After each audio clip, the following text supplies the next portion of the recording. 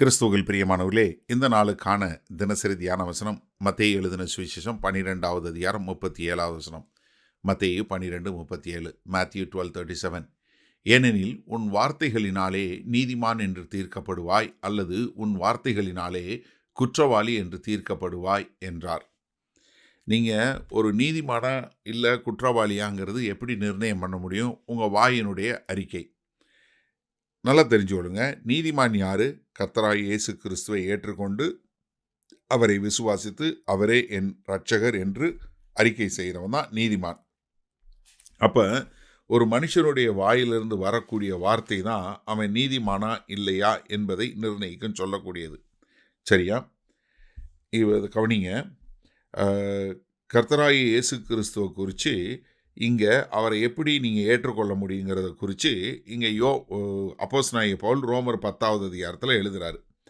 அதில் 6வது வசனம் பாருங்கள். விசுவாசத்தினாலாகும் நீதியானது கிறிஸ்துவை இறங்கி வர பண்ணும்படி பரலோகத்துக்கு ஏறுகிறவன் யார்?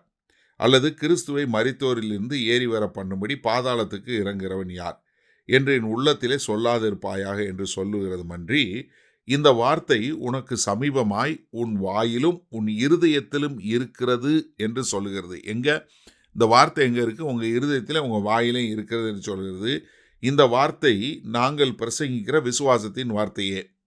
என்னவென்றால், கர்த்தராகிய இயேசுவை நீ உன் வாயினாலே அறிக்கையிட்டு தேவன் அவரை மரித்தோரிலிருந்து எழுப்பினார் என்று உன் இருதயத்திலே விசுவாசித்தால் இரட்சிக்கப்படுவாய். நீதியுண்டாக இருதயத்திலே விசுவாசிக்கப்படும், ரட்சிப்புண்டாக வாயினாலே அறிக்கை பண்ணப்படும். அப்போ இருதயத்தில் நீங்கள் விசுவாசித்து வாயில் அறிக்கை பண்ணக்கூடிய அந்த அறிக்கை உங்களை என்ன பண்ணும்?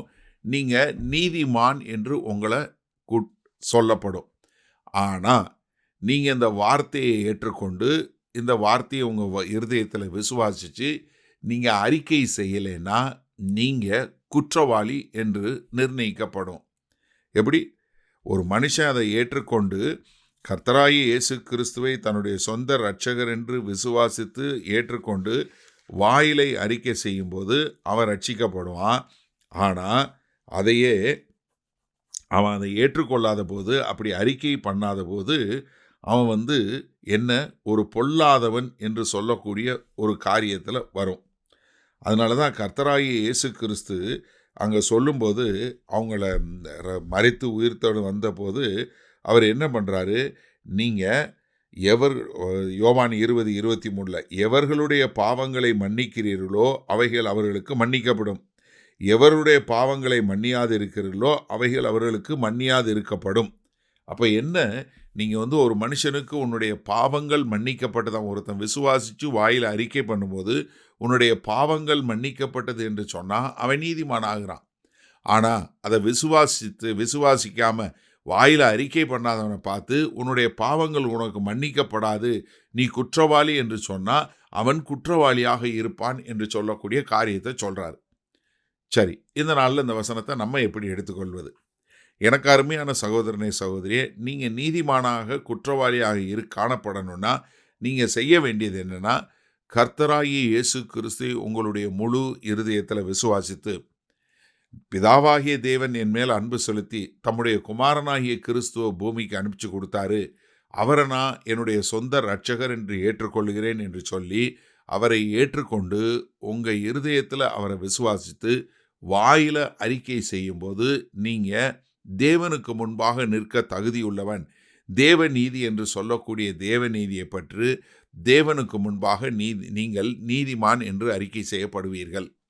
ஆனால் அதே நீங்கள் அப்படி இயேசு கிறிஸ்துவை உங்களுடைய இருதயத்தில் விசுவாசிக்காம, இயேசுதான் என்னுடைய தேவன், அவர்தான் என்னுடைய ஆண்டவர், அவர்தான் என்னுடைய இரட்சகர் என்று நீங்கள் அறிக்கை செய்யாத போது என்ன ஆகும்?